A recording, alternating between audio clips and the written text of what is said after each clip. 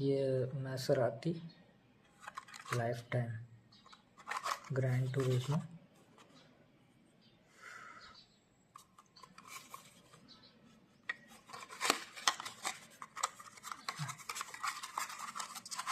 और ये ऐसे बॉक्स में आती है, ओपन रहती है और ये यहाँ से पीछे से ऐसे प्रेस करके इसको खोलना पड़ता है तो ये बाहर आ जाएगी।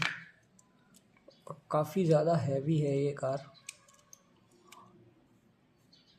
अब इसका सारी डिटेलिंग से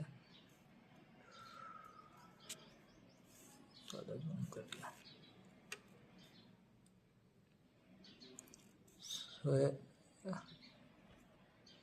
here is 2024 Mesarati Gran Turismo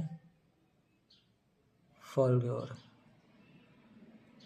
Matchbox logo 2025 model made in Thailand.